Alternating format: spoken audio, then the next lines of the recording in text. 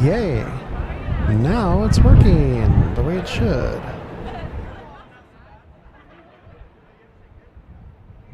Haha!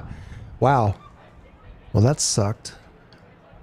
Okay, let's see if YouTube shows it properly.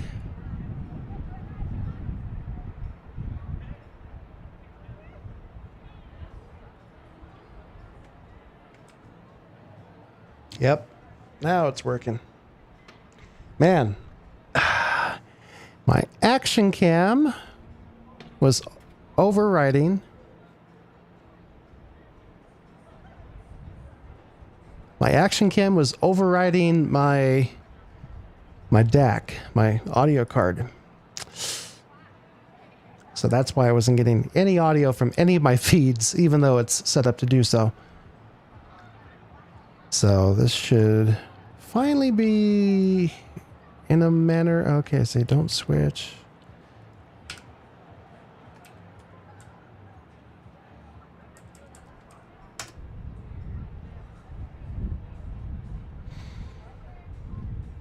Yeah.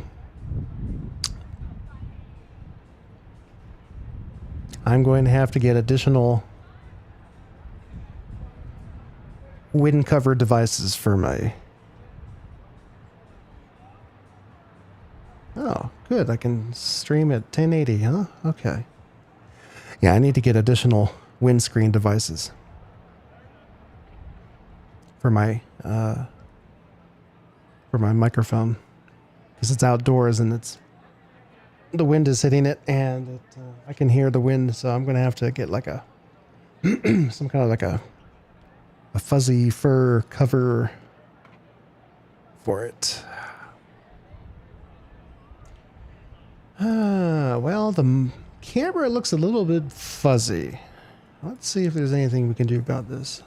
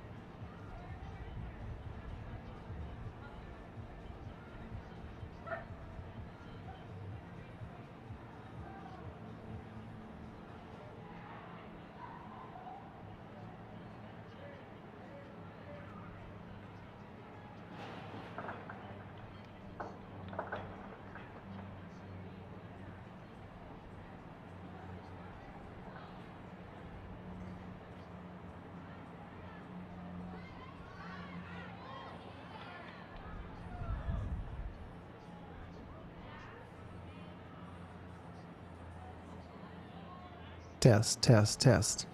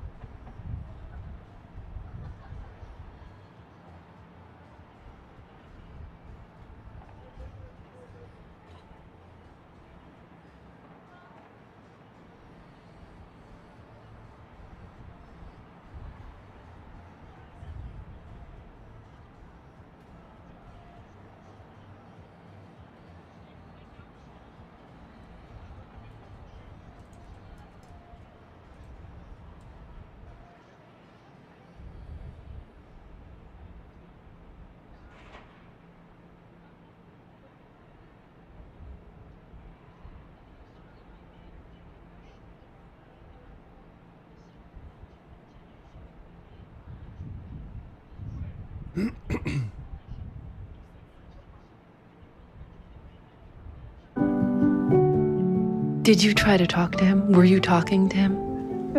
Yes. Yes. I mean, I was like, as if he would understand, but, I told him he'd be okay and that things will work out and we'll find his mother. And I'm thinking, oh my gosh, he can't understand my words, but maybe he'll understand the feeling or the intention. They swam for an hour, then another hour. Lynn started to wonder if it was even possible for the mother to find the baby. How do you find something in the ocean? She got scared that the mother might never be coming. She got scared that the mother could be dead. Maybe the mother was dead. Some people had gathered on the pier with Steve to watch what was going on, and the fishermen out in boats were all talking to each other on the radio.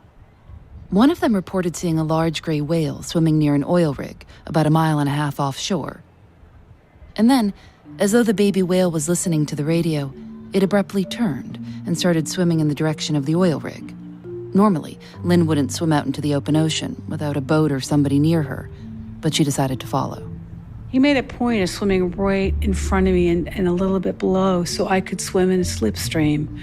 And I thought, wow, I bet he learned that from his mother. I bet when they were migrating north, he was in her slipstream and enabled him to swim much easier than against the strong currents. At times I try to think about how does he see me? And he must have thought, horrible swimmer she is. He's just so beautiful, elegant, graceful in the water and just moves so effortlessly. Just one big kick of his fin, his tail fin, his fluke, and he would just move. And here I was like struggling with my arms.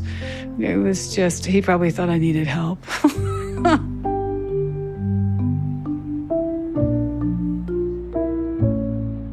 By this time, Lynn had been in the water with the whale for almost 4 hours.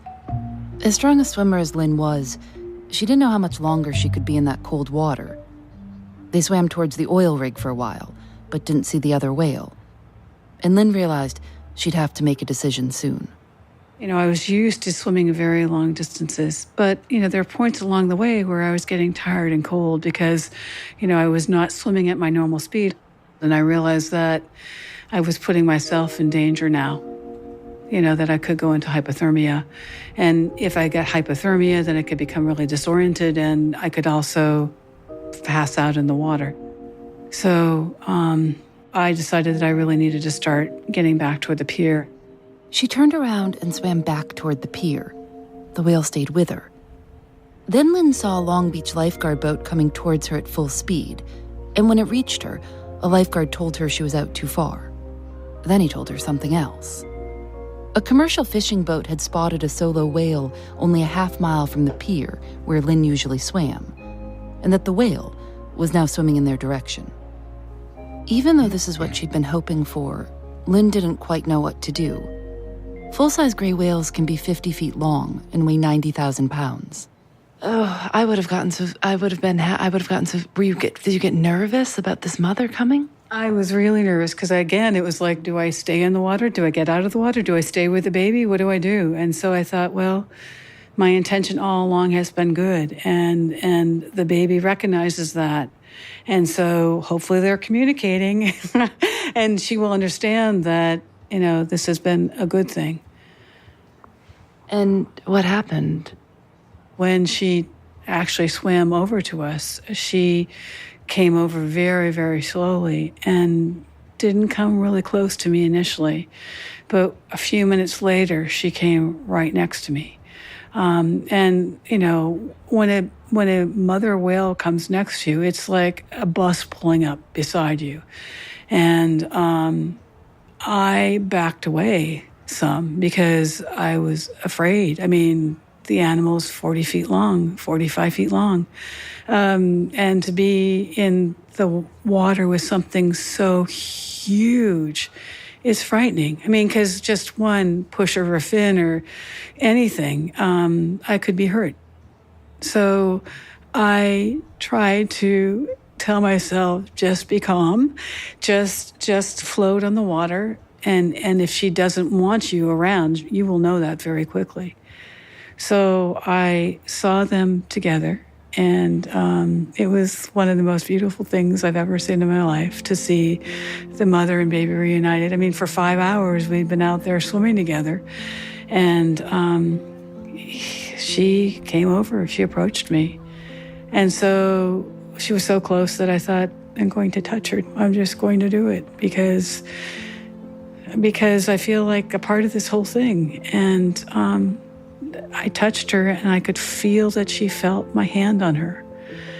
And it was amazing, because she was so big. And, and then a few minutes later, they swam off.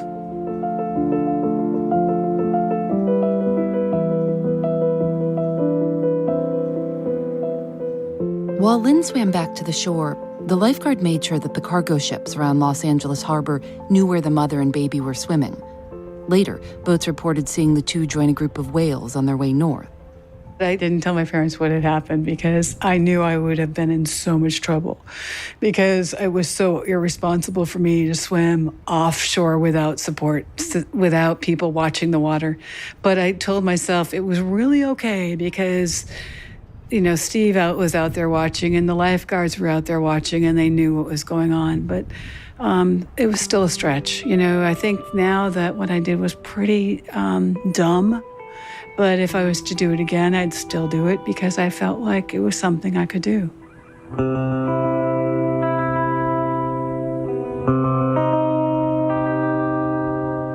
A few weeks later, Lynn found herself off course in the ocean. She was trying to set a record, become the fastest person to swim the Catalina Channel, that 21-mile stretch off the coast of California. Lynn set out at midnight with a support boat, a dory, and a coach on a paddleboard beside her. On that attempt from Catalina Island, the fog came in at midnight. I got separated from my support boat, the dory, and I just had a coach on a paddleboard. So we were lost in the middle of the channel at midnight, and there were ships surrounding us, and we were feeling the bow waves breaking. To be lost in the fog where you can't see more than 10 meters in front of you in the pitch blackness, and to feel and to hear ships moving around you is absolutely terrifying. And my coach, who had had no experience in the open water, had told me to just keep swimming because eventually the crew would find us. But then Lynn thought of the baby whale. The way the whale, even though it lived in the water, had lost its way and ended up further and further from its mother. Lynn didn't want this to happen to her, so she stopped swimming and gave up her attempt at the record. She says she and her coach just stayed put, bobbing up and down in the water, until eventually her crew picked them up.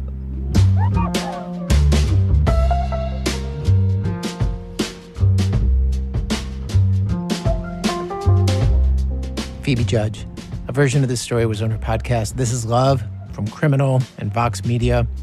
Lynn Cox, who she interviewed, twice won the record for the fastest crossing of the English Channel. She's also the very first person to swim across the Bering Strait from the United States to the Soviet Union. Just for the record, by the way, it can be illegal to touch a whale, so, don't try this at home.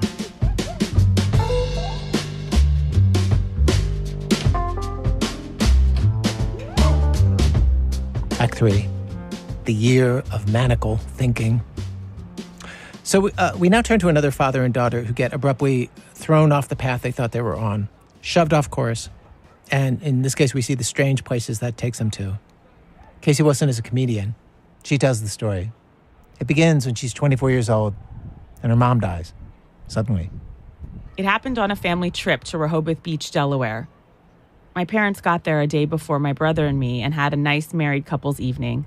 Bought a Tom Clancy novel for my dad, took a walk on the beach holding hands, fell asleep watching Sex and the City. The next morning, my dad got up earlier than my mom. And so I went to breakfast and gathered up all the papers for her. And then I came back to the room, and lo and behold, I got just the shock of a lifetime as I realized that she wasn't doing very well at all. That's to say the least. She had turned black and blue in the 2 hours I had gone. and left. And she had clearly died in that period of time from a heart attack. My dad, Paul, can be a little detached when he talks about this. And it's not just that it's a tough thing for anyone to talk about. He has a really hard time talking about his feelings. But he's expressive in so many other ways. To be clear, he's a great dad. When I was 8, he built this stage for me in the backyard to put on plays, and during the finale, set off fireworks in the garden. He was my Girl Scout leader till I was 17. He's got a big personality. He's happy-go-lucky, generous, makes political ads for a living, so he has friends all over the country. People call him the unofficial mayor of our neighborhood. And my mom, Kathy, was an equally big personality. She fought for the Equal Rights Amendment, was the youngest chairwoman of the National Women's Political Caucus. She was an incredibly passionate person. The type who could go from anger to laughter in the same sentence, extremely funny, and really just fun. But the thing she'd say before anything we did was, "Let's have a big old time." And so for her to just be gone so suddenly, she was only 54. Even my dad, who has a hard time expressing feelings, the word he uses is brutal. It was absolutely instantly paralyzing, instantly frightening, and disorienting. I was equally unmoored by my mom's death. I moved a mattress into my closet. I set up a shrine to my mom around me and spent hours crying in the darkness of that strange cave. But my dad dealt with it very differently. He made choices I've never understood, and we've never spoken about it. Talking for this story is the first conversation we've ever had about that time.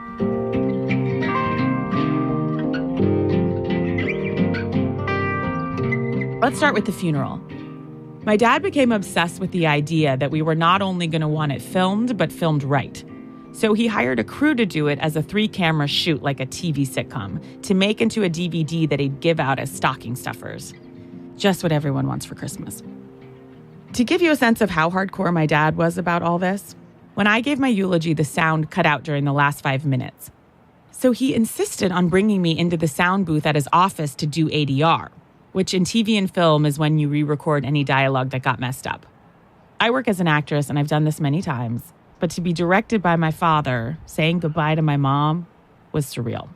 And so I had you re-record, and so I pushed you a little bit, and you weren't into it. You know, it was very low energy, and I said, "Come on, Casey, you've got to do this with a little more enthusiasm, a little more oomph." A little more oomph. You wanted me to feel it more. Yeah. And quote, really go there. And to cry.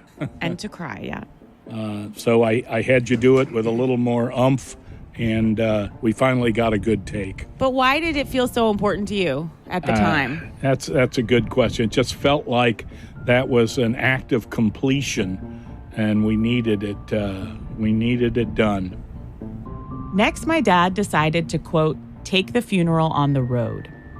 Meaning he set up 6 additional funerals in different cities across the country for his friends. If the funeral in our hometown was the Broadway show, my dad embarked on the national tour.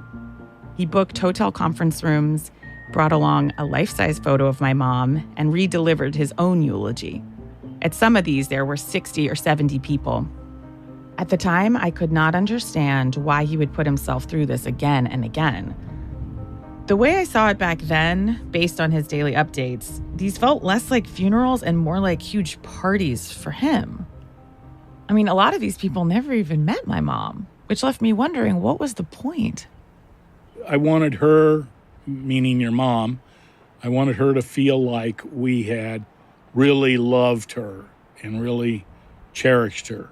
Yeah. Did you think at the time you felt more like I'm doing this as sort of something to keep busy or drive towards or do instead of maybe like feeling? To me, this was healing. You know, this was how I healed. Weeks after my dad got back from the funeral tour, just 3 months after my mom died, I got a phone call from him I never would have imagined I'd get so soon. I was driving in LA where I live, and he told me he was going to start dating again. Then he amended that and said he had actually already started dating again. I found it unthinkable. How could he possibly be ready to date? It felt so dishonoring of my mom. I've never understood it and never asked why he started dating so soon till we had this conversation. The way he tells it, it's like it happened to him. This was not what I expected. So I'm at the bar, and I have my back to the windows, and all of a sudden I hear pounding on the window. And I turn around, and it's somebody I don't know, and they are motioning for me to go outside. I go outside, and they instantly start kissing me. Don't ask me why. What? Yeah, maybe they had had a little too much to drink. Wait a minute. This is just harassment. Out of the blue, and I go, whoa. You're telling me a woman kissed you from seeing you in a window? Yeah, through the window. Yes. This woman was a complete stranger, and to my eye, a predator. But to my dad, this felt like a meet cute in When Harry Met Sally. And not long after that, the floodgates opened. He started dating everyone. My mom's good friends, mom's first cousin, a C-SPAN anchor, everyone. He asked a woman out he met in a crosswalk. When I think of my dad at this time, it's like he was a blurry image. He just never stopped moving. Some people say that the first year after a loved one dies is the worst, but for him, as he entered year 2, things ramped up even more. He was acting manic. He'd call every day with these new grandiose ideas and big plans that no one could talk him out of. At one point, he attempted to wallpaper our living room with wrapping paper because, as he told me, why pay all that money for wallpaper when wrapping paper at the paper source is just as nice? He bought a woman in our church new teeth. And then there was his hair. So I walked into the woman had been cutting my hair, and she was a senior, expert. And I walked in and I said, I want to do something different. And I pulled out a $20 bill and I held it up to her and I said, I want to look like this. And it's Andrew Jackson, and he has long waves of hair that go back across his ear and to the back of his head. And I go, that's how I want to look. This senior expert gave him a large barrel perm. He texted me a picture of himself in curlers. It is a shock I've never gotten over and one I hope no one else has to go through. Then he had a run-in with the law. One night at a restaurant, he picked a fight with a maitre d' on behalf of an older woman who was not being seated, and the cops were called. And as they were dragging him out, my dad, who hadn't eaten yet, managed to rally the whole bar into throwing nuts into his mouth, shouting, "Nut me," as he passed. He called me later that night laughing, just thinking I would get such a kick out of this story and his great comedic exit line. And he was shocked by how concerned I was. Now, just to say, my dad was seeing a grief therapist at the time. And unbeknownst to me, she helped explain what was happening to him. The sudden loss of his wife had triggered some manic behavior. It was a reaction to grief she'd seen before. There's actually a term for this: bereavement mania. Manic behavior caused by the stress of losing a loved one. And this kind of mania can happen in people with no other history of mood disorders, and it can happen just once and not recur. But at the time, I didn't know any of that. And so I was just horrified by the things he was doing and the places he was showing up. Our neighbors across the street told him, "Paul, come by anytime, whatever you need," the way people do when someone dies. And he sure did. He showed up unannounced in their hot tub more than once. I told him, "Dad, no one wants you in their hot tub every night. These are hard words you're making me say to you, but you're giving me no choice." Or there was the time someone stole his car and he tried to set up a sting to get it back. I was so worried about him, I tried to get him to come stay with me so I could keep an eye on him. And when these tactics failed, I threw fits. I cried. And he would actually yell, "Stop trying to control me. I'm fine." He kept trying to explain he was okay and that, in fact, he was having fun. Sometimes I'd felt like I'd lost my mom and my dad. And then it all came to a head at a wedding. Can we talk about Amanda's wedding? Yeah, but I don't think it's really relevant here, do you? You don't think Amanda's wedding is relevant to the story of your manic phase after Mom died? Well, I mean, all right, you started off. I understand why he's hesitant. It's the only thing he did during that period that still embarrasses him. My dad loves weddings. They're his Super Bowl. It was for my best friend, Amanda. And my dad was the unofficial father of the bride. He was also, as always, filming the wedding. Those 3 cameras were back, baby. So we were all on the dance floor outside, and he was in his element, the life of the party. And then suddenly I couldn't find him.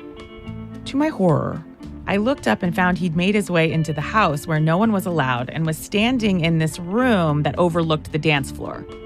He was framed by huge floor-to-ceiling windows like a fishbowl, and my dad had turned this living room into his own personal stage. He was hoisting up what looked like a dead body, but it turned out to be a bridesmaid he'd rolled up in an area rug so that just her head was popping out. Thankfully, she was in on the bit. He proceeded to bob her back and forth between his arms like the way you see guys on the boardwalk try to juggle a stick between 2 other sticks. And then, unfortunately, he stuck an empty beer bottle through the zipper of his pants and pretended to pee. Everyone was laughing, but it wasn't funny. It felt scary to see him like that. My brother, my friend's uncle, and I raced into the house, and we dragged him out across the giant lawn. He started putting on this baby voice, saying, "Me no want to stop having fun," just begging us to go back to the party. We finally got him to agree to go home. And as he was getting on the bus, he turned to us and asked if we would hold his camera equipment for a second so he could tie his shoe. The moment our hands were full, he did a fake out, and he took off running back across the lawn, jumping over hedges to get to the party, yelling, "I'm free! I'm free!" Turned out the hedges were filled with poison ivy, which landed him in the hospital the next day. I didn't know until we talked that this moment changed something for my dad. He realized, what am I doing here? Maybe I'm a little out of control, and I started to say, I better bring it down a couple of notches. So that night really was kind of this turning point for you, huh? That's so interesting. I think so. That was certainly one that slowed me down, and which I needed at that point. Yep. I really do think that was also a big moment for me because it was just the moment that I really gave up. I was just like, I can't control this man anymore. It doesn't feel good to do that to you. And I also simply can't. I don't think anyone can. One of the reasons I wanted to talk to you, because I think when Mom died, we just grieved her very differently, you know? I really was hell-bent that, you were grieving wrong and I was grieving right. And, I'm kind of laying in bed and feeling, and you're not feeling to my eye how I was. I think it was just a different process for me. And I felt the grief, but I also felt this compulsion almost to be the funny man, to live a little bit. He got this idea, I was surprised to learn, from someone at my mom's wake. A woman who had lost her husband not that long ago, about 14, 15 months earlier. She came up to hug me, and I remember asking her, when does it get easier? And she just said, it doesn't. And that said it all. So we decided, why not enjoy life? And all those times I thought I was being helpful and protecting him, I was actually making things worse. I think what made me a little angry at times was how you wanted to control me and control my emotions, and they weren't controllable. Yeah. Would you say I treated you kind of like a child? No, maybe just a little bit, but you were trying to kind of keep me on the rails, keep me in a straight and narrow, and I felt like you were trying to say, no, this is how you have to feel. This is, you have to be very sad. Yeah. And what did you feel about me and how I kind of handled it and did it? Well, you were pretty consistent in not liking anything. Were you worried about me? Very much so. Yeah, when someone's sleeping in their closet, I think that's cause for concern. From your perspective, from where you were at, did you feel like I was grieving wrong? Yeah, I guess I did. I mean, I didn't feel like it was, the most noble thing to be sleeping in your closet for over a year. You were very disturbed by that. Yeah, I thought it was. Friends. I thought it was disturbing. I know, but isn't it funny? At the time, I thought there's nothing weird about this at all. It's not weird at all that I found a twin-size mattress in the garage of my building, and I have it sticking like half in the closet, half out. And before I would go to bed, I would just take a swig of this NyQuil every night, and then I would go through her date book, just to see her handwriting and to see kind of all the upcoming events. It's almost like a mystery you want to put together. And I think, it'd say Fletcher's graduation and doctor's appointments, and you're just kind of like, wow, to not that this is such an original thought, but to have no notion or knowledge or something sad about someone planning out a future that's just never to be.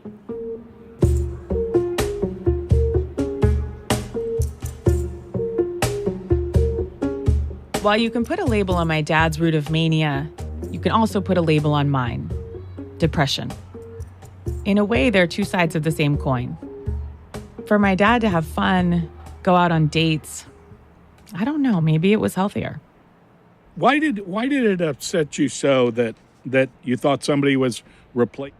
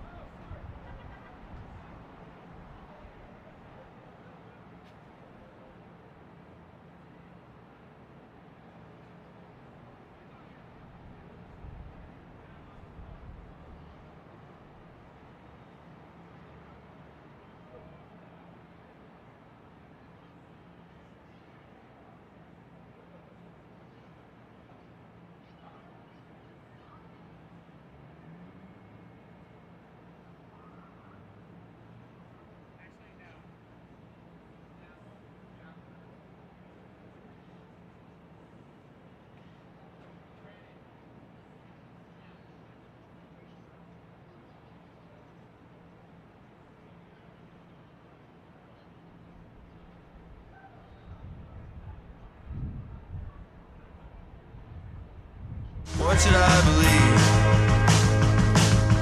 Who have I become? Do I even recognize me?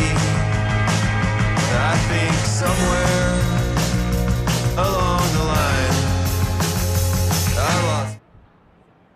The program was produced by Elna Baker with help from Chris Benderev. Special thanks today to Ari Saperstein, George Green, Steve Callahan, Nadia Wilson, Orange Sporer, Nick Pyenson, Lego Sayeg, Mark Elliott, and Madeline Dahl. Eben Lee, who you heard at the beginning of our show, runs the One Music Project, which is musicians from around the world trying to bring chamber music to a bigger audience. Their website, onemusicproject.com. Our website, thisamericanlife.org. This American Life is delivered to public radio stations by PRX, the Public Radio Exchange. Support for This American Life comes from Progressive Insurance. From car insurance quotes to buying, Progressive Insurance offers a variety of ways to stay protected. More at progressive.com or 1-800-PROGRESSIVE. And from NRC Health, it reminds you people are so much more than aggregated data. Leverage the power of human understanding to connect more deeply and restore the sanctity of the patient-provider relationship. Only from NRC Health. And from Sitka Salmon Shares, delivering wild-caught, blast-frozen, sashimi-grade Alaska seafood from small boat fishermen, recipes, and more at sitkasalmonshares.com/TAL. Thanks as always to our program's co-founder, Ms. Tori Malatia, who has a foolproof strategy for playing Marco Polo. You start swimming in a huge circle, and that makes it more difficult for anyone to find you. I'm Ira Glass. Back next week with more stories of This American Life. I think somewhere along the line I lost my way.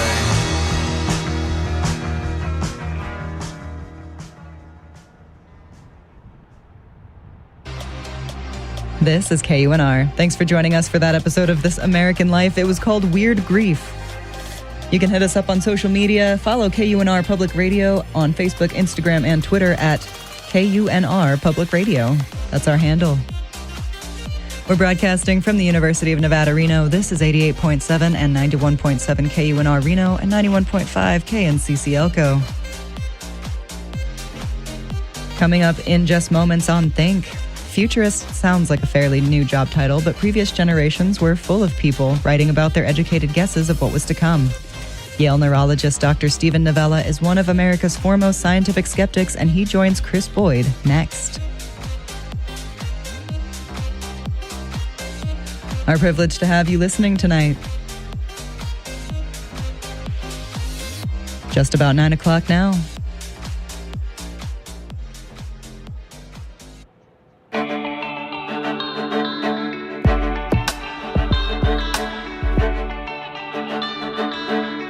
I'm Chris Boyd.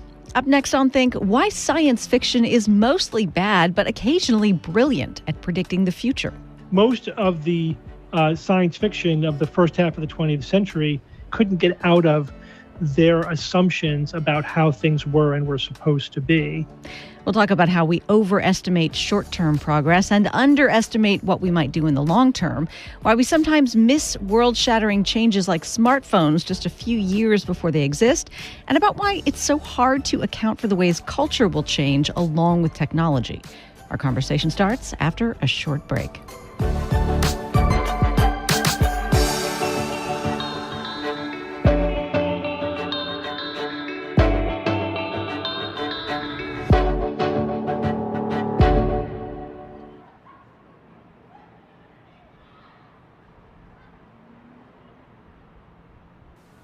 Live from NPR News, I'm Dale Willman. A federal judge in Texas overturned the Food and Drug Administration's approval of the abortion drug mifepristone on Friday. The ruling means it's now up to the states to decide whether the drug is safe to be used. That makes it likely that the pill could be banned in Republican-controlled states. After the ruling, Vice President Kamala Harris was critical of the judge's order. It is contrary to what makes for good public health policy to allow courts and politicians to tell the FDA what it should do. This is a drug that the FDA approved as safe. The Justice Department quickly appealed the ruling. Meanwhile, in Washington state, another judge barred the FDA from altering its approval of the drug. Harris says she and President Biden will support the right of women to have access to the medicine. Democrats in Georgia are condemning votes by Republican state lawmakers in Tennessee to expel 2 Democratic members who disrupted a floor session. The Tennessee Democrats have been calling for tougher gun laws after a shooter killed 6 people at a Nashville school. Sam Greenglass of member station WABE has more. More than a dozen Georgia House Democrats gathered on Zoom to pledge support for the 2 expelled Tennessee lawmakers, both black men under the age of 30. Georgia State Representative Kim Schofield also had this warning. This is not a time for us to shrink back. This is a day of awakening. If you don't think it can happen in Georgia, you're sadly mistaken. Democrats in Georgia say the Republican majority often applies decorum standards unevenly. Top Georgia Republicans haven't weighed in on the expulsions in Tennessee, but around the country, some Republican legislatures have taken increasingly extreme steps to penalize members of the minority party. For NPR News, I'm Sam Greenglass in Atlanta. Cleanup operations continue across many parts of the South and Midwest after a series of tornadoes touched down in recent days. Brandon Tabor with member station KASU reports on recovery efforts that are underway in Wynne, Arkansas, after a twister ripped through the town last week. Lynn Blake leads Cross County, Arkansas, where Wynne is the county seat.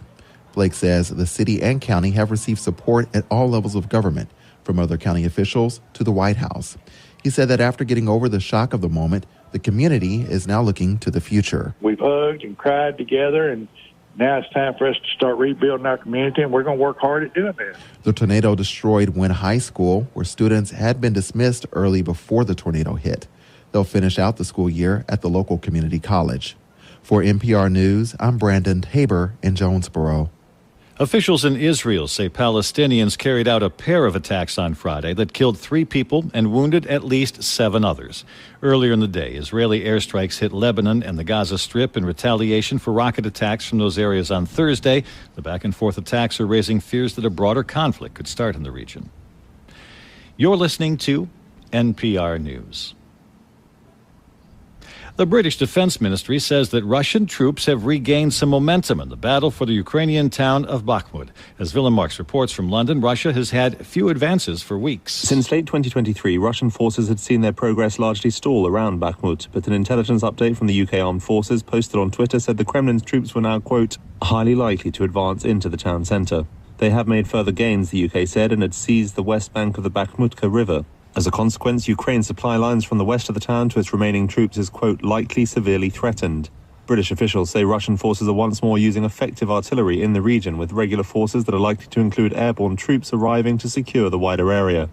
The UK Post also said troops from the mercenary company Wagner may again be cooperating with Russia's defense ministry.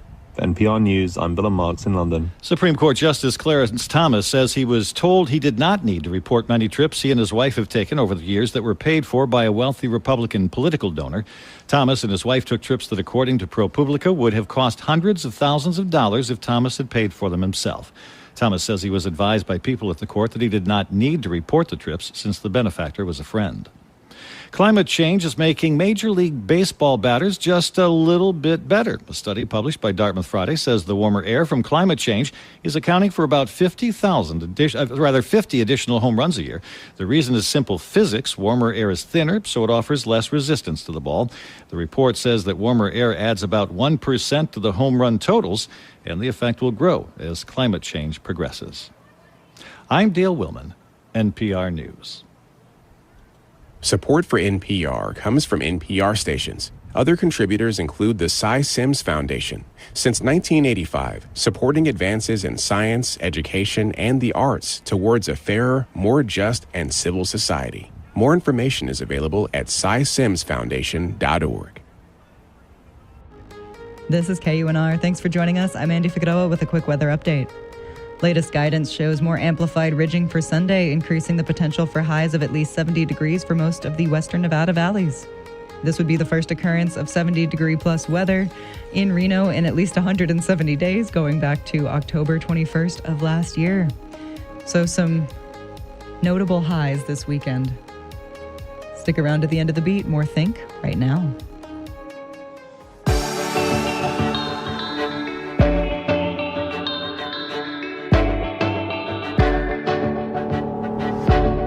Remember the Jetsons, right? Meet George Jetson.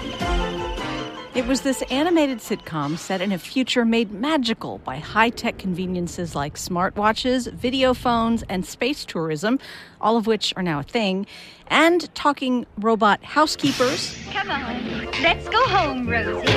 Yes, ma'am. And flying cars, which are not. Where the show really failed to predict the future was in culture. The stories were supposed to be happening in 2062, a century from the show's premiere date. But the characters lived in a world that looked anachronistic by the 1980s. A one-income nuclear family, a breadwinner commuting to work every day, and that famous scene in the opening credits that makes it clear cash is still king in the Jetsons' mid-21st century world. I get that this show is a silly example, but thinking about what sci-fi gets right and wrong can give us perspective on the challenges of predicting the future. From KERA in Dallas, this is Think. I'm Chris Boyd. Dr. Steven Novella has thought a lot about the tools we use for imagining what could exist but doesn't yet, and about the fallacies and cognitive errors we make when we try to envision a time decades beyond our own. Novella is an academic clinical neurologist at Yale University School of Medicine, host and producer of The Skeptic's Guide to the Universe, and co-host of the science fiction review show Alpha Quadrant 6. His new book is The Skeptic's Guide to the Future, what yesterday's science and science fiction tell us about the world of tomorrow. Stephen, welcome to Think. Oh, Chris, thanks for having me. It's great to be here. So it's not uncommon, right, for science fiction to imagine technology that will be available at some point. It's also not uncommon for sci-fi to predict stuff that turns out to be just colossally wrong.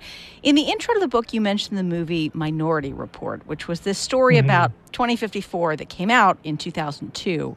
What stood out to you about that movie? Well, I remember just watching the movie at the time. You know, there's one scene where one of the major characters has a cell phone, right? We all had cell phones. This is the 1990s.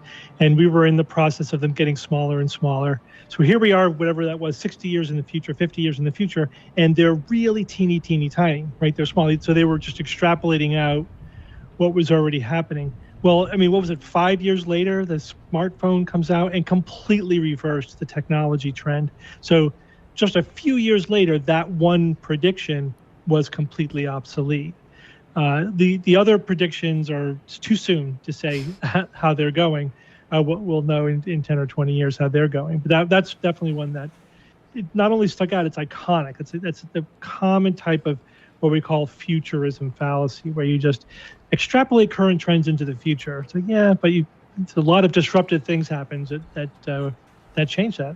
So disruptions are hard to forecast even when they're good disruptions. I guess the only way to correct for that is to get lucky. Yeah, I mean, it's really, really hard.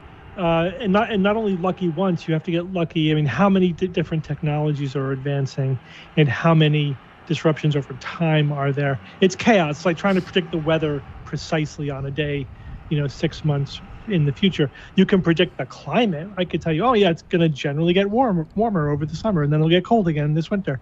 We can, predict general trends, but the more detailed you try to get, the more impossible it gets to try to guess those details, because, one of the hardest things to predict is not just, is it possible? Can this technology happen? But how are people going to use technology? And the farther into the future we get there, the more different those people are going to be. Like with the Jetsons, it's not going to be people from the 60s living in the 2060s. It's going to be completely different people that are making different choices and have a different relationship with their technology. And there's so many steps in between. There's no way you could tell in detail what's going to be happening. So one major mistake we make, or maybe it's two mistakes, is that we tend to overestimate short-term progress while underestimating long-term progress. What does that look like? We were supposed to have self-driving cars by the early 20s, right? And they're clearly not here. So part of how that happens is we say, well, again, it's this extrapolation problem. We got 95% of the way here, up to where we need to be over this period of time. So in just another 5 to 10 years, we'll get that last 5%. And so it seems like things are going to happen very quickly. But then it turns out sometimes that last 5% is as hard or harder than the first 95%. And that's what we're finding with self-driving cars, because they can't just work 95% of the time. They can't just work 99% of the time. You can't take your hands off the wheel unless you are extremely confident that the car is going to know what it's doing. And so, we overestimated the short-term progress of self-driving cars.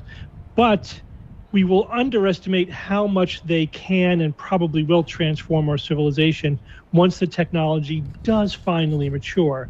I could throw out another example. Like in the 80s, late 80s, early 90s is when the PDAs were coming out. Remember that? The personal digital assistants. And at the time, it seemed like this was about to change the world. But of course, it didn't. It took another 20 years before that technology really matured. But then we really all completely underestimated how much the smartphone was going to transform our lives. Now we can't imagine not having a smartphone everywhere we go.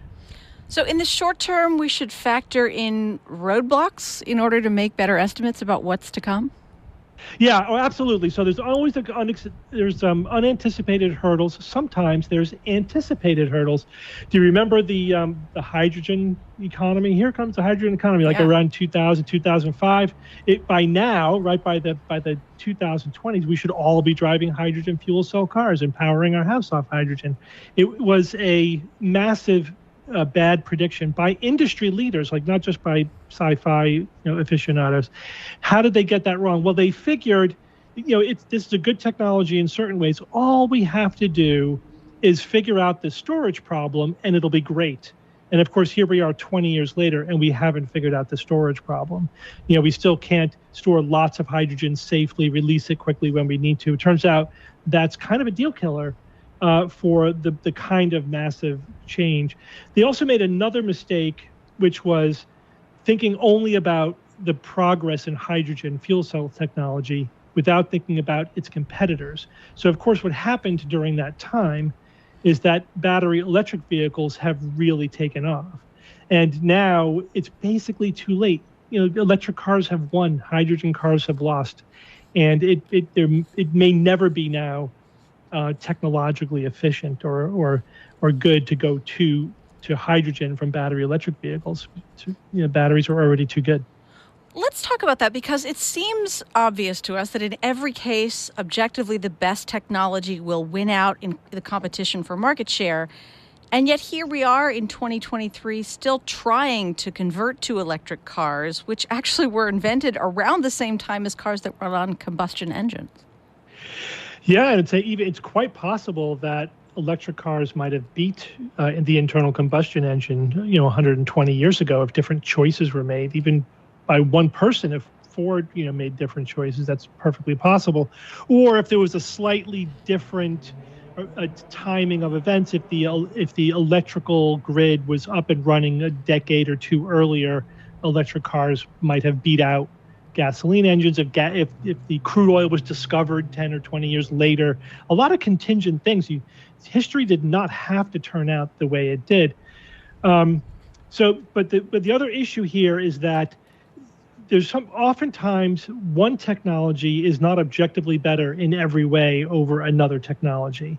It might be better in some ways and not as good in other ways. And again, it becomes hard to predict which of those features are going to be determinative, which ones are people going to care about the most. The iconic example of this was VHS versus Betamax.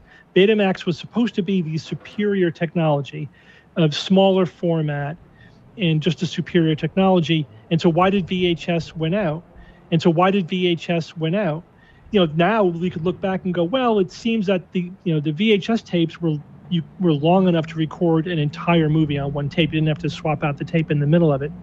And that may have been a deal killer for the Betamax. But we didn't necessarily know ahead of time that was going to be the one thing that consumers were going to care about the most. Stephen, I love that you gave the example of VHS v. Betamax. I'm old enough to remember all that, but not only does that seem old to a lot of people now, I mean, DVDs and even Blu-rays are now considered technology of the past. I wonder the extent to which the speed at which technology is changing has made future prediction harder in the modern world than it would have been even in the semi-modern world half a century ago.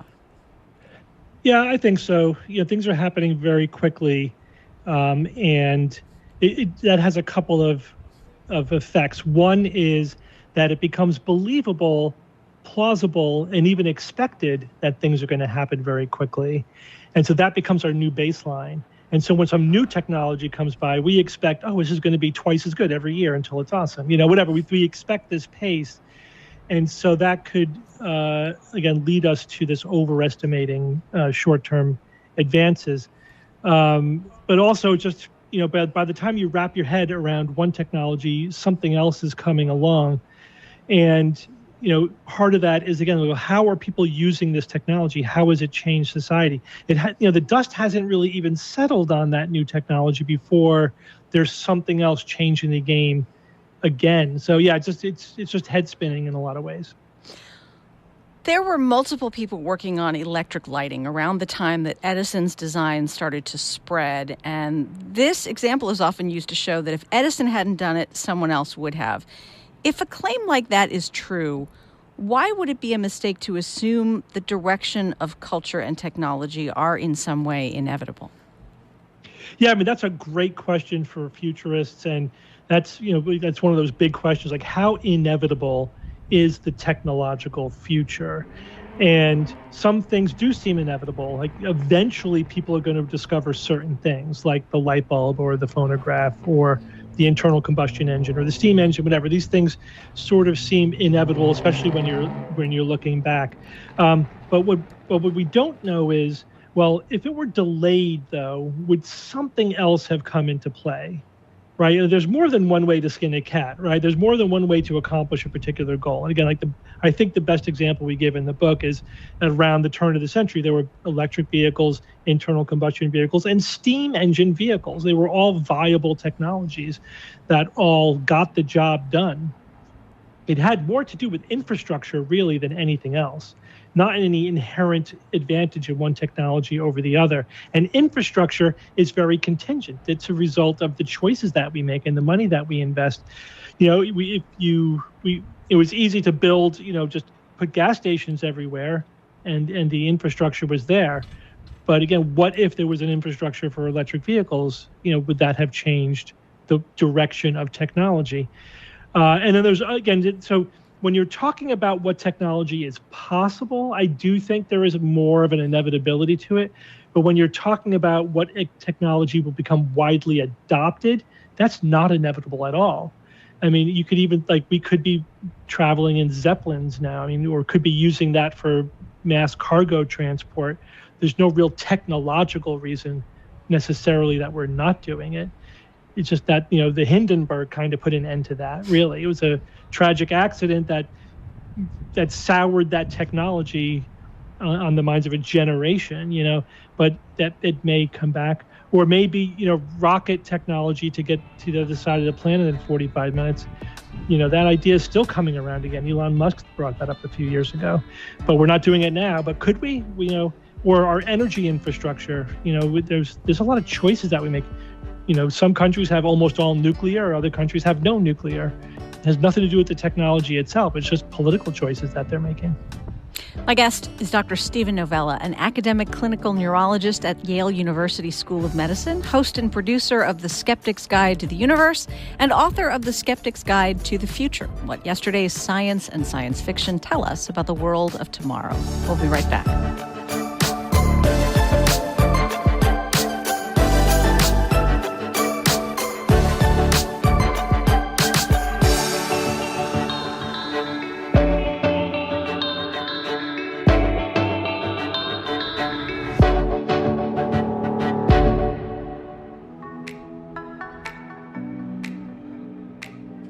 You're listening to KUNR. Thanks for joining us in the middle of Think. More on the way in just moments. Then at the top of the hour, Fresh Air's taken over. And on the next Fresh Air, we remember legendary music executive Seymour Stein, who died Sunday at age 80. Stein co-founded Sire Records and signed some of the most famous names in music, from the Ramones to Madonna to Talking Heads. You're not going to want to miss it. That's coming up at 10 o'clock on Fresh Air. A quick look at our weather over the listening area. In Reno tonight, mostly cloudy with a low around 34. Tonight in Tahoe, mostly cloudy with a low around 31, and Elko, mostly cloudy with a low around 29 degrees. We'll get you back to Think as soon as we can. Stick around to the end of the beat.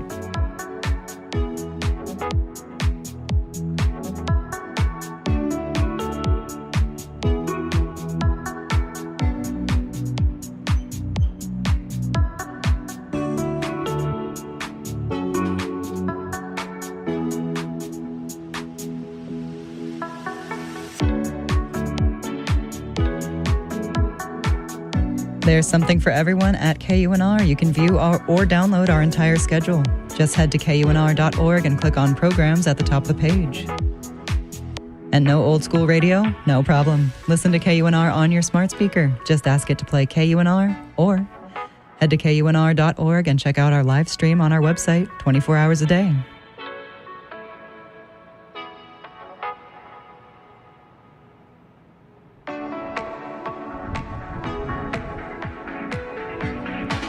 More on the way from Think right now.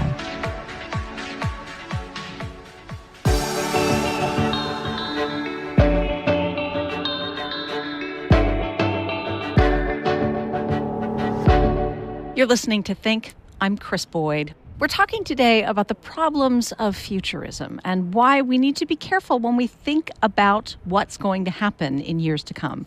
My guest, Dr. Steven Novella, is an academic clinical neurologist at Yale University School of Medicine, host and producer of The Skeptic's Guide to the Universe, and author of a new book called The Skeptic's Guide to the Future: What Yesterday's Science and Science Fiction Tell Us About the World of Tomorrow. Stephen, another fallacy is that we assume we will do things differently in the future just because we can. So, for example, people have been drying off with towels for centuries. In 1967, somebody predicted we would all have air blowers installed at home to dry off after washing our hands or showering. Except, plain old towels still get the job done, and they're pretty cheap. Yeah, so sometimes old technology is the best, or it just has remarkable staying power. I mean, just look around your environment, and most of the materials that you'll see, for example, we've been using for thousands of years. When something works, we don't necessarily have to change it. There are still some things for which a good old notepad and pencil is very efficient and works really, really well. You don't necessarily have to do it in the most high-tech or technical way, but there's this temptation when you're imagining the future, whether it's for a cartoon or for a serious, look at the future, to say, well, they have to be doing things differently in the future. So what's the next thing? If it's, towels are old school, so they have to be doing it with heat or, infrared or with blowers. If we're cooking food, we got to be microwaving frozen food. Well, okay, you can do that, but who does that? The old style of cooking, putting stuff over a flame is still really good. I mean, in the end, sometimes people, and this is another fallacy that gets woven in there, is that it's always going to be all about convenience. We're going to be doing things in the most convenient way. And so technology doing stuff for us is going to be more convenient. So that's how we're going to do it. But we don't always prioritize convenience. Sometimes we prioritize the quality of the project, of the object itself. Like, how many people now are not drinking coffee made from those pods?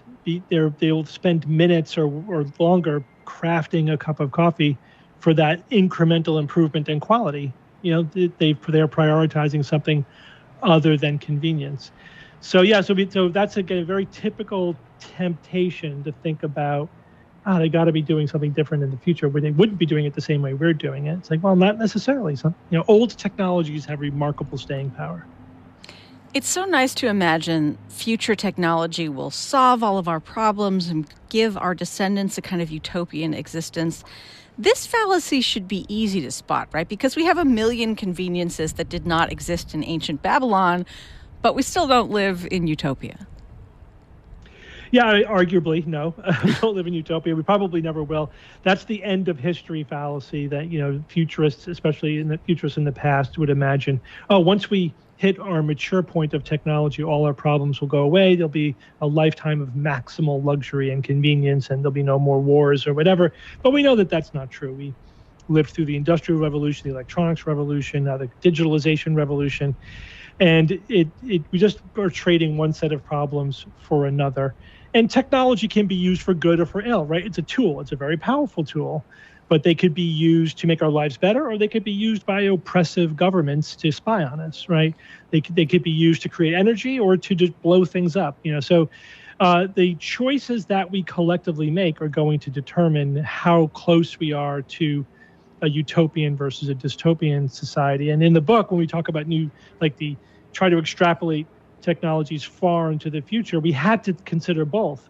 We couldn't say this is going to only produce good things. It's like, yeah, genetic engineering could cure diseases and improve our lives in numerous ways, or cause proliferation where there's like a genetics apocalypse around every corner. There's these two ends of the spectrum are always there, and the choices that we make will determine where along that spectrum the future is going to lie. Why is it such a problem that we project the priorities of the current moment into the future and imagine those priorities shaping how and why we do things? Yeah, because the priorities are often very specific to our culture, our time.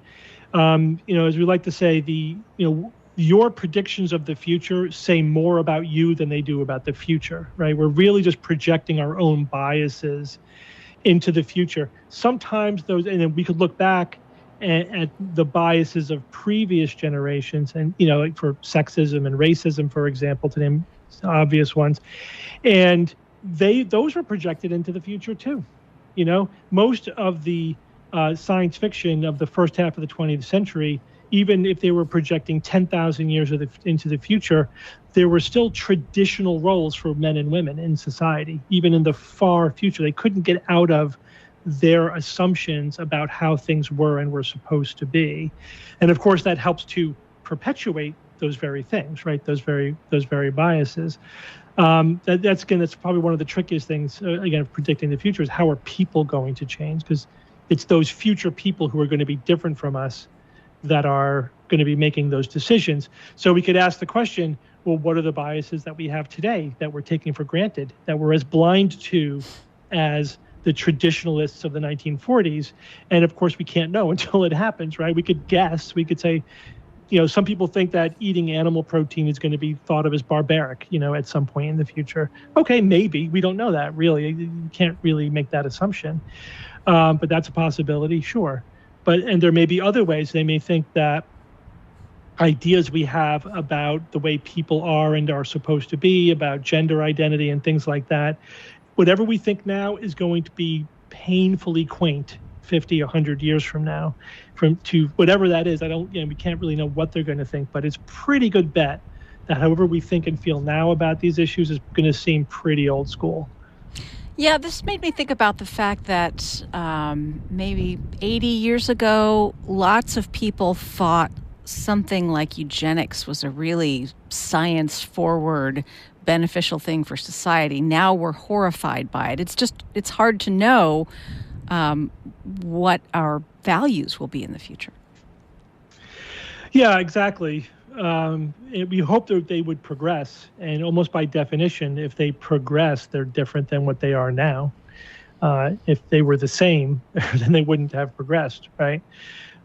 So that is, again, when futurist science fiction writers are trying to imagine that future, it's really tricky, because at the end of the day, you're always going to project your biases into the future, even if you're trying to be progressive. What you think is progressive says a lot about you, because we use the future to endorse ourselves and our beliefs. In the future, everyone will know that I'm correct, and so that gets back to your question about what's the risk of doing that.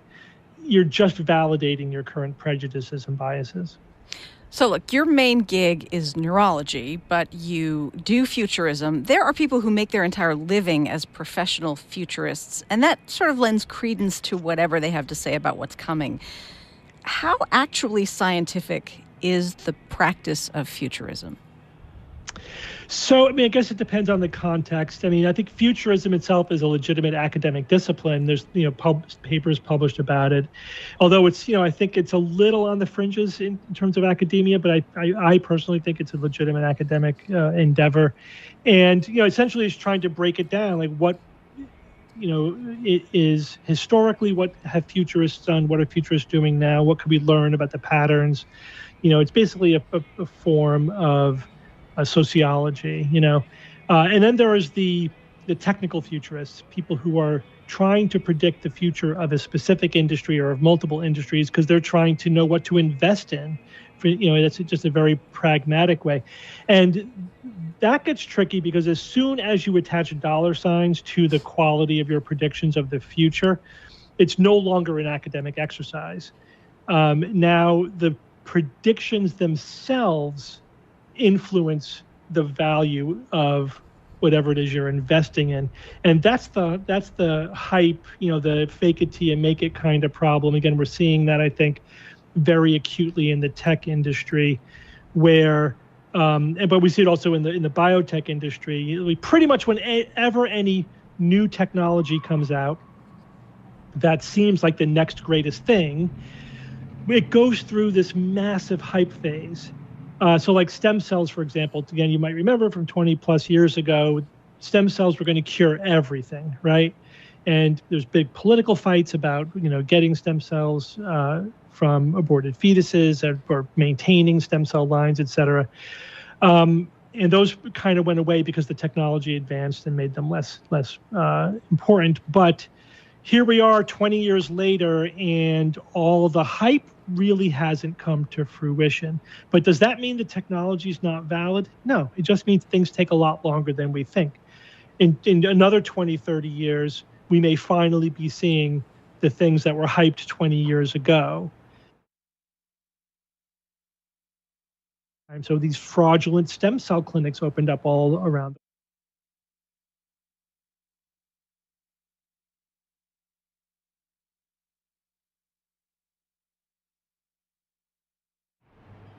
Treatments.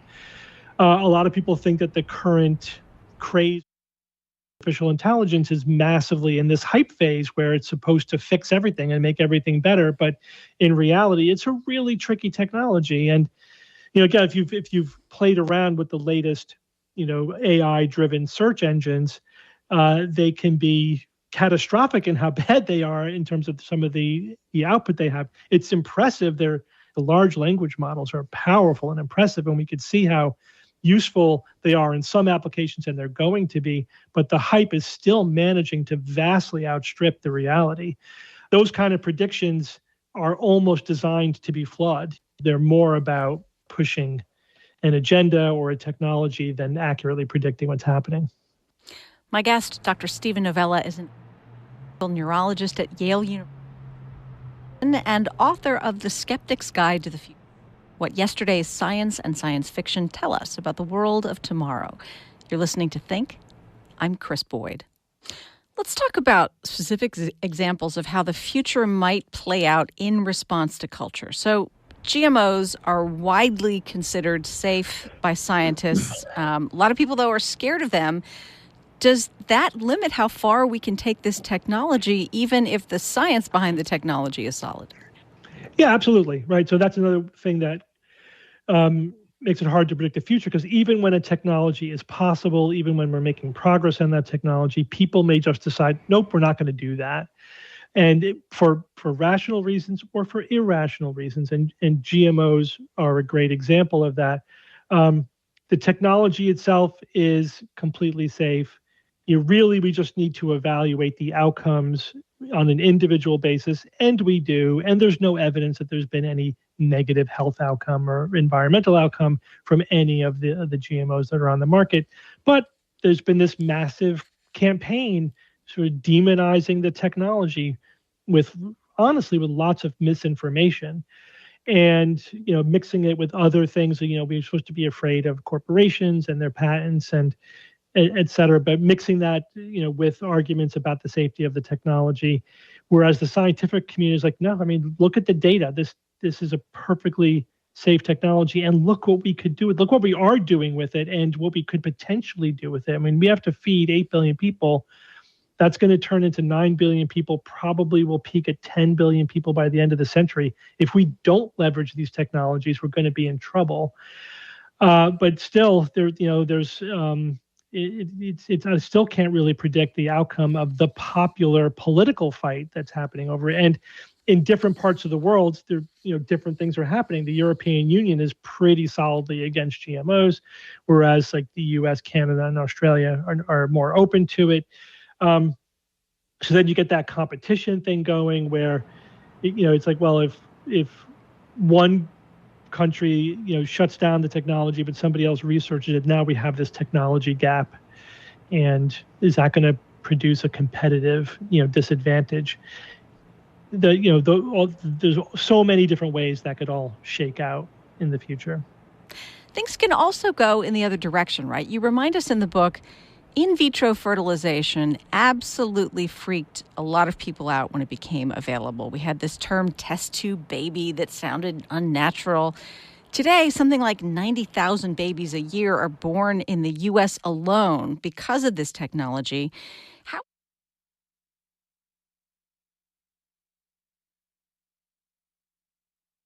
Yeah, I tend to see it as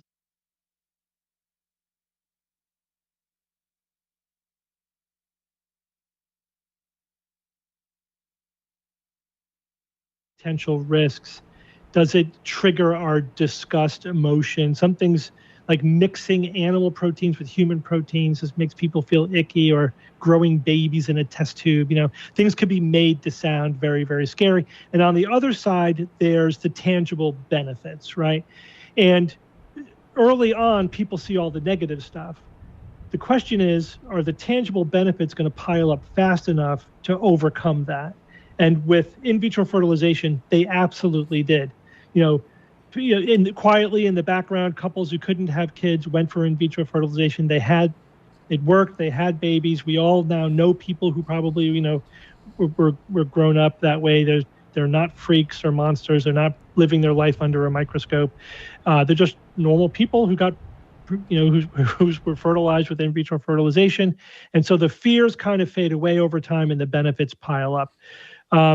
The same thing will probably happen with stem cells, where, once you start to cure some major diseases, I think any squeamish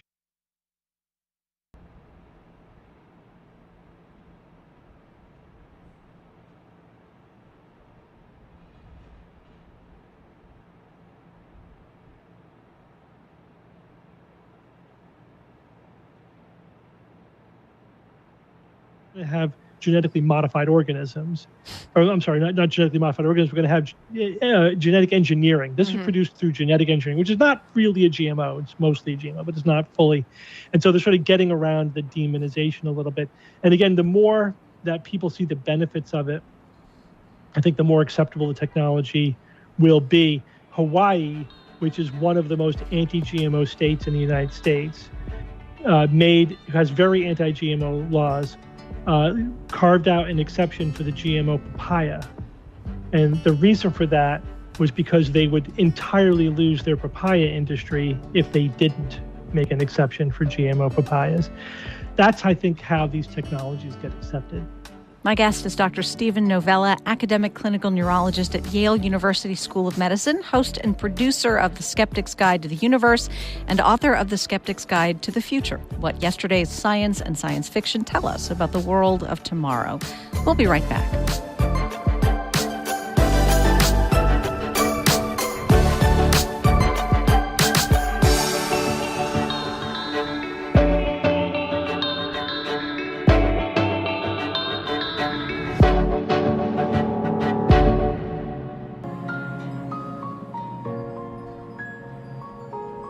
Thanks for joining us during Think. I'm Andy Figueroa. More on the way in just a little bit from Think, and then at 10 o'clock, Fresh Air's taken over.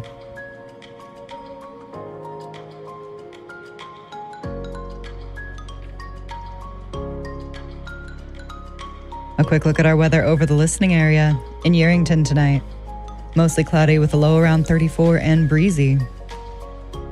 Winds could gust as high as 30 miles per hour tonight in Yerington. In Elko tonight, mostly cloudy with a low around 29. And Truckee, mostly cloudy with a low around 24 tonight. Little to no snow accumulation expected in Truckee.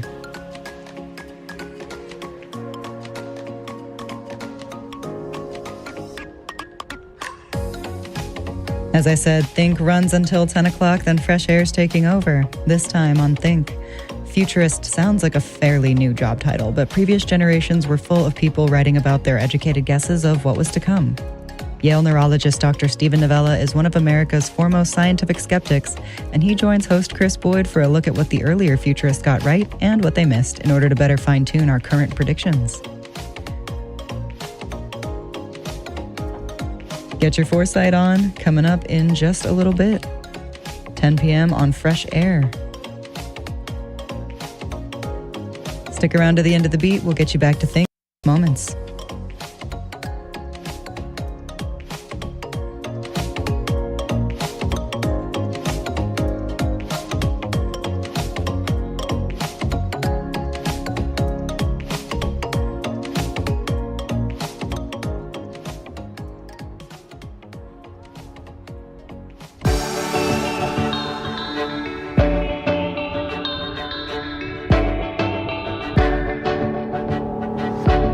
You're listening to Think. I'm Chris Boyd. Today we're talking about what we ought to consider when we consider the future. My guest, Dr. Steven Novella, is academic clinical neurologist of medicine, and he's a host and producer. Guide to the future. What yesterday's science and science fiction tell us about the world tomorrow. Steven, what are the prospects for using stem cell technology or genetic manipulation or anything else, not just to restore function to human bodies, but to make ourselves better than anything nature could do? We're machines. We're complicated machines at the end of the day. With genetic engineering technology, CRISPR, being one of the latest, we're increasingly getting control of the very code of life itself, right? Sounds dramatic, but it's actually true. We could not only start manipulating that code, there are other research endeavors. They're trying to create organisms that are entirely, programmed from the ground up, by people, in synthetic life, if you will. So there's really no theoretical limit to our ability to alter and control living things by controlling the genetic code. Stem cells are cells that can reproduce themselves, that can turn into other kinds of cells. Some of them are, literally immortal cell lines, as we call them. And so the prospect there is that we could grow new organs, grow new body parts.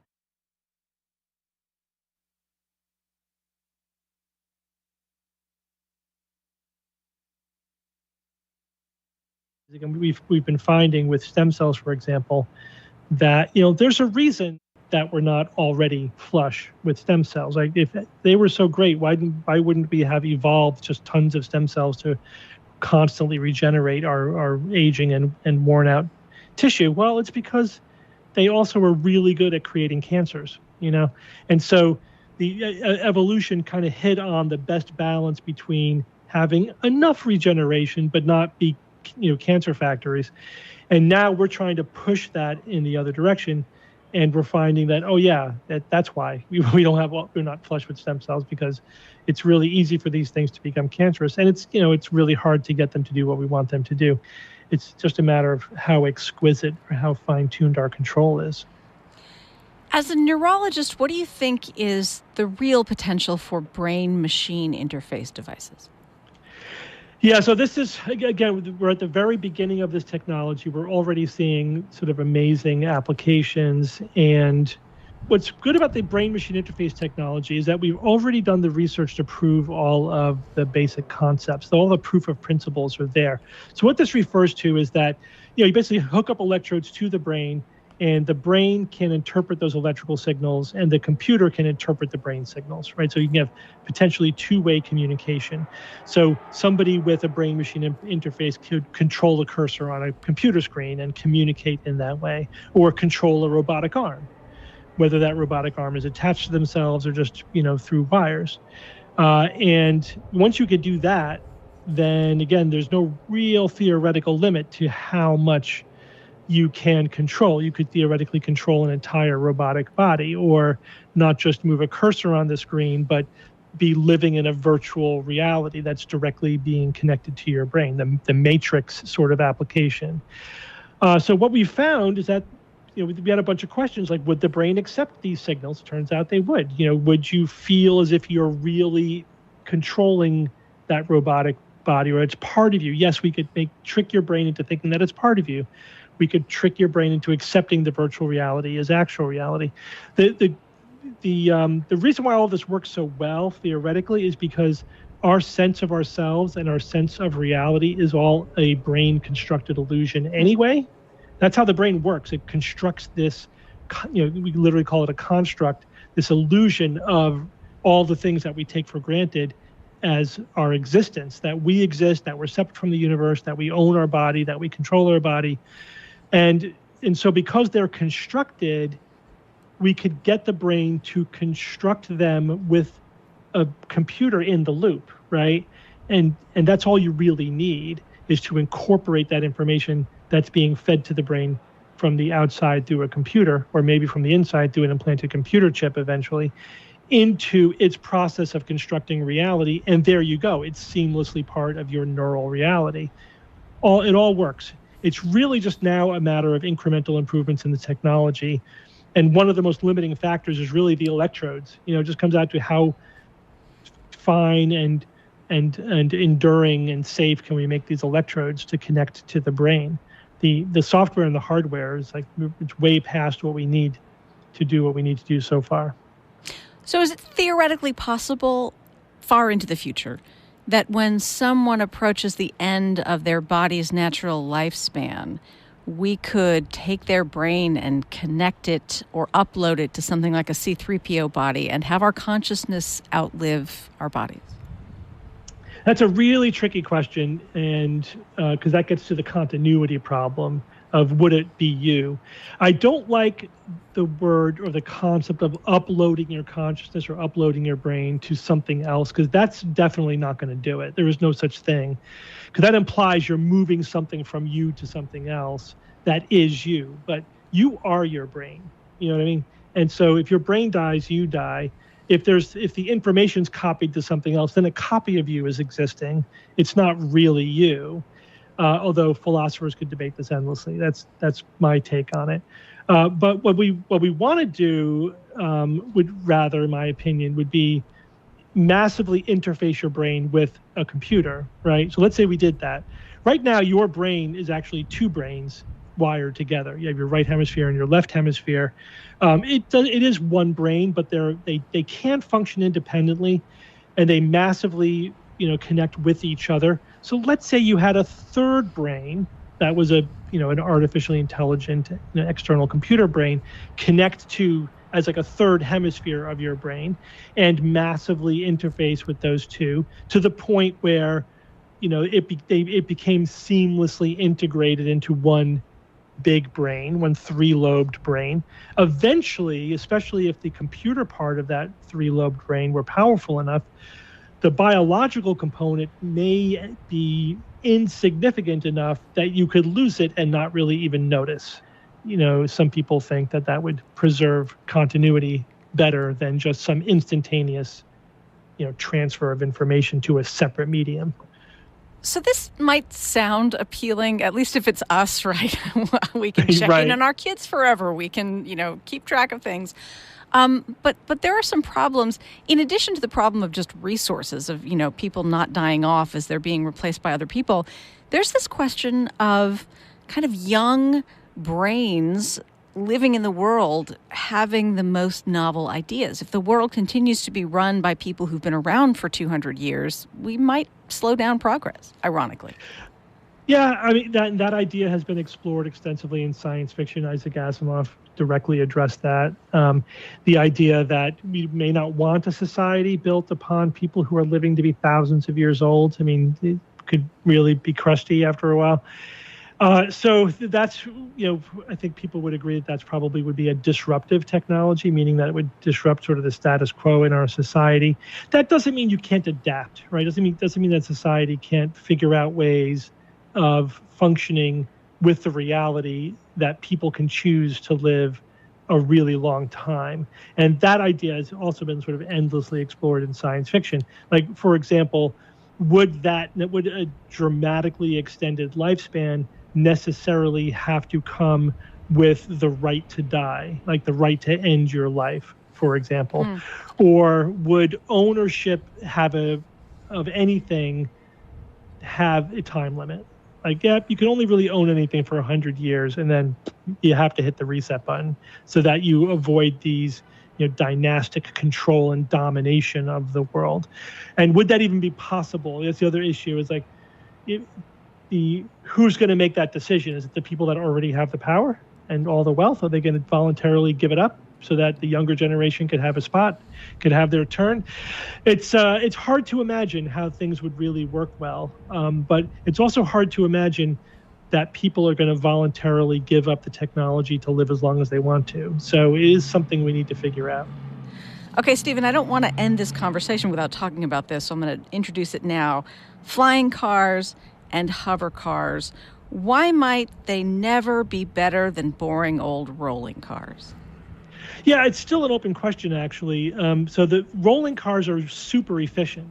Rolling is a really efficient way to get from one place to another. You can coast. You can literally go, some distance with no energy except whatever, is lost due to the friction in the wheel and, or whatever. And so a flying car could be more efficient than a ground car if the path from A to B is dramatically shorter. So if you have to go across a geographical obstacle like a giant lake, for example, then it may be more efficient to fly in a straight line over it than to drive around it.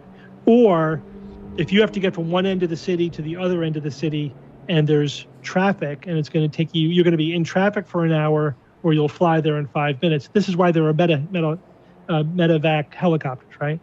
That would be actually energy and cost effective to do that. And then where's the line? Where's the breakover line? How inconvenient does driving need to be before flying starts to become more efficient? And then you also have to talk about the efficiency of the flying car. How much does it weigh? How high are you going? How fast are you going, et cetera? But there is this window where it could actually be more efficient under certain circumstances. So what probably is going to happen is that the flying cars are getting, we could see the light at the end of the tunnel in terms of like flying cars being possible, right? We have the computer technology to make like the drone. It's basically drone technology, right? It exists. It's maturing. It's pretty safe. Battery technology still needs to probably bump up by an order of magnitude, which it is. We're getting there. We'll be there in whatever, 20, 30, 40 years to where they'll be energy dense enough. And then what? Then how will they be used? Probably they'll have a niche, right? There'll be some circumstances in which they'll be cost effective or energy effective, but not in every case. So, and that's another sort of futurism fallacy that when a new technology comes around, it 100% displaces all old technology. And that does sometimes happen. The car did basically replace the horse-drawn carriage completely, except for historical reenactment or whatever. But not always. The Segway didn't replace bicycles. In fact, it didn't even survive. So it probably will not replace completely cars, but new and old will exist side by side in different applications. And so it'll just be one more way that we get around, but it won't be the only way that we get around. My guest is Dr. Stephen Novella. We're talking about his book, The Skeptic's Guide to the Future, What Yesterday's Science and Science Fiction Tell Us About the World of Tomorrow. You're listening to Think. I'm Chris Boyd. Do you have any parting thoughts for us on how we can ensure our culture and values evolve in beneficial ways? I mean, I don't know how to ensure that. I guess that's the $64,000 question. It does seem that, I think here's what I would say. Technology is not going to solve our problems for us. That's pretty clear. They could be really useful, really valuable tools, but they don't just automatically solve our problems. So if that's what we're counting on, then we're probably going to be disappointed. What we do need in order to solve our problems, I think history shows this to be true, is we need to make smart decisions. But that also means we need information, we need transparency, and we need some kind of system where there's feedback, right? You need those elements. And that's like democracy, right? So if you don't have a democracy where people could provide feedback to the decision makers, and their feedback is informed, they're getting the information, they're not being lied to or being, misled by misinformation, then we have the option of fixing our problems, addressing our problems, making the world slowly, incrementally better. Anything less than that, any of those pieces are missing, and societies seem to head toward dystopia.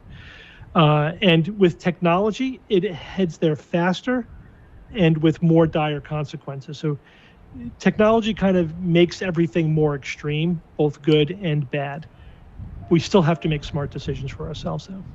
Dr. Steven Novella is an academic clinical neurologist at Yale University School of Medicine, co-host of the science fiction review show Alpha Quadrant 6, and author of The Skeptic's Guide to the Future: What Yesterday's Science and Science Fiction Tell Us About the World of Tomorrow.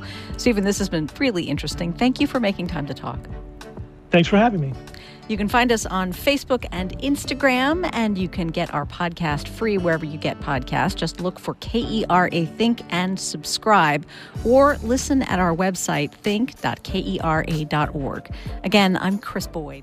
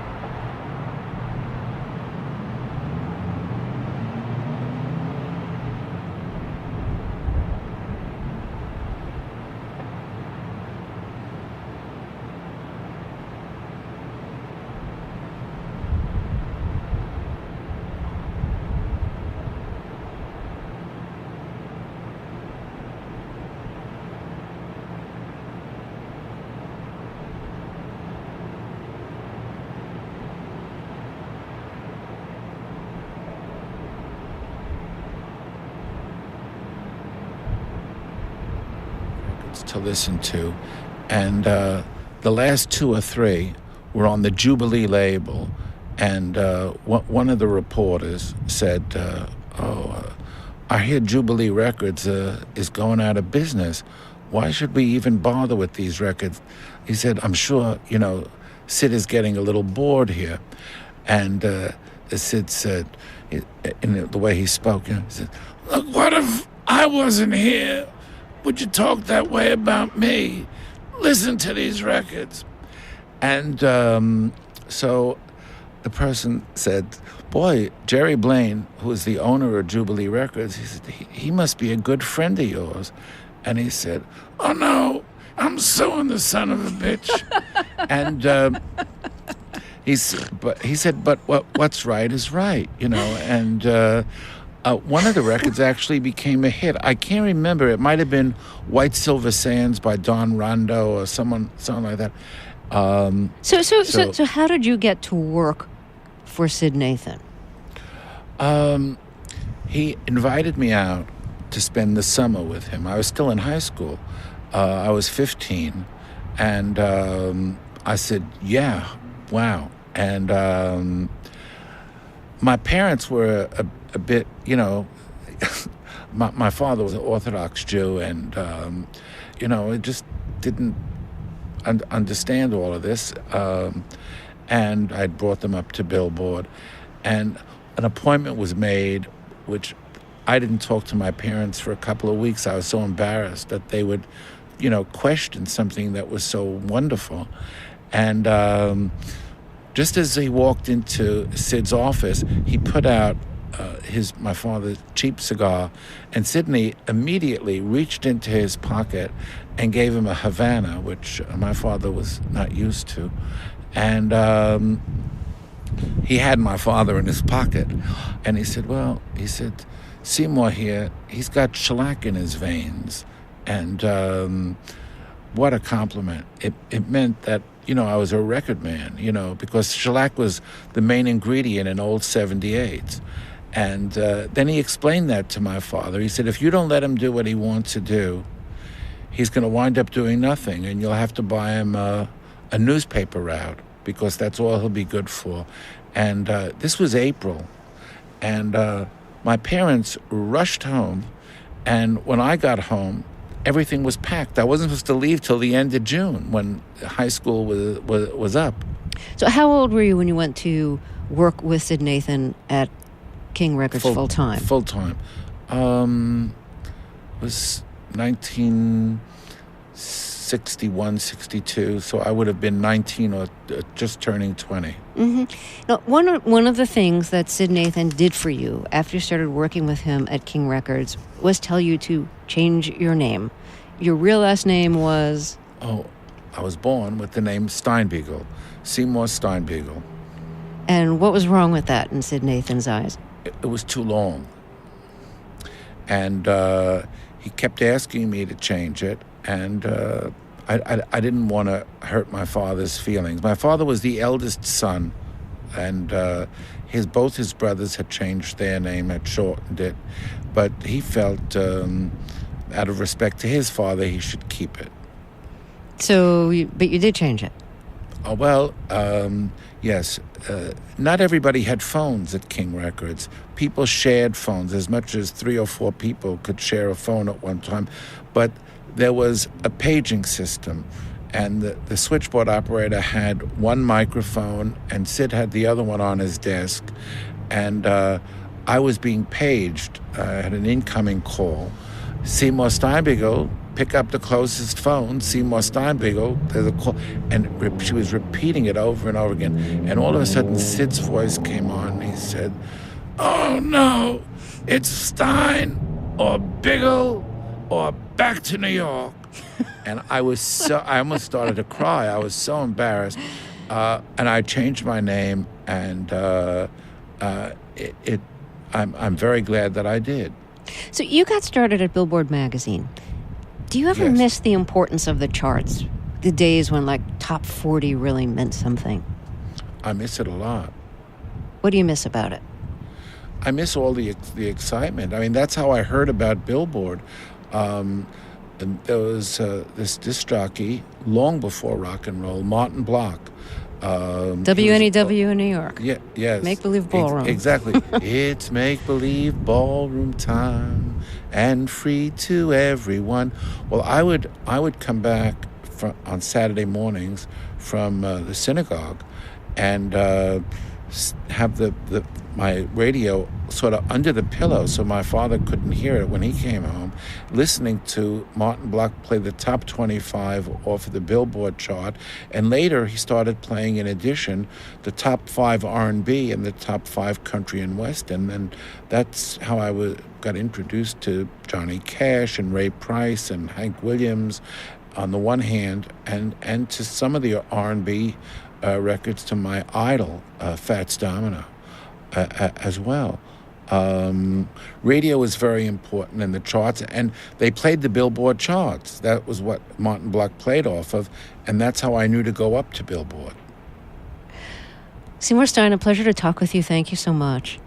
You're very welcome. Seymour Stein speaking to Terry Gross in 2009. He died last Sunday at age 80. After a break, we'll hear another of their conversations. This is Fresh Air. This is KUNR. I'm Andy Figueroa. Thanks for joining us. You're in the middle of Fresh Air right now with more on the way. Then at 11 o'clock, the BBC World Service takes over. You can always listen to KUNR on the radio, but we're also streaming live 24 hours a day at our website, kunr.org. So if you're away from your car or a radio, KUNR is always close by. Listen anytime at kunr.org. Let's get you back to Fresh Air.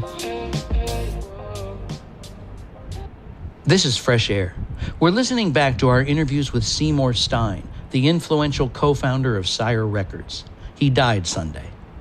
Terry Gross spoke with Stein again in 2018. He had just published his autobiography called Siren Song, My Life in Music. Seymour Stein, welcome back to Fresh Air. In your book, you write, I'm a hitman, a record business entrepreneur. What I'm not is a producer like Phil Spector or Quincy Jones. I can't play any instrument. I can't operate a studio. My exact job description is A&R, artist and repertoire, the old show business term for talent hunting. How do you think not being a musician has been both a shortcoming and an advantage for you? Well, I think that for me it's been somewhat of an advantage because what I listen to, first and foremost, are the songs. And I always feel that an artist as a performer can always get better and usually does. The same thing with a musician. They usually get stronger, as it goes along. But the songs have to be great from the very beginning, and that's what I've always looked for in all the different categories and fields of music that I've signed artists in. It's always been the songs. You started in the record business at age 15, when Sid Nathan, the founder of King Records, convinced your father to allow you to spend summers in Cincinnati at King's headquarters. Well, that's not exactly correct. I started really going up to Billboard when I was 15 years old, just to copy down the charts, because I had kept the charts religiously from around when I was about 9 years old. I started writing them down. I would listen to a show called Make Believe Ballroom, and they would play the top 25 hits off of the Billboard chart. And I wanted to go backwards and go into the 40s and find out what was going on then. But that brought me to New York. That brought me to Billboard in the Palace Theater building. And that was the center of the music business there. And I saw everything that was going on. You were just really pivotal in the punk movement in America. You signed the Ramones, one of the first punk rock bands. How were you tipped off about them? How did you know to go hear them? I had heard about them from a number of people, but I think mostly from Danny Fields. And I had wanted to go see them a couple of times, but I was in England. And I came back particularly to see them, and I got sick when I was in England, and I couldn't go. So I sent my wife with Danny, and she came back raving. So the next evening, I bundled up, rented a rehearsal studio, and I rented it for an hour, but their set, they must have done, about 18 songs in about 25 minutes. I may exaggerate a little bit, but they were just incredible. It was like nothing else I had ever heard. I started talking to them immediately, and we came to an agreement, a deal, right then and there. And 2 days later, they were in the recording studio, and that was it. One of the greatest signings for me, and really a great thing for Sire Records. Do you have a favorite track from the Ramones among the records that you put out on Sire? I suppose, what always comes to mind immediately is Blitzkrieg Bop. There's so many of their songs that I like, but Blitzkrieg Bop, I think, is my favorite. So let's hear Blitzkrieg Bop by the Ramones on an album released by Sire Records, which is the label co-created by my guest Seymour Stein, who still has Sire Records.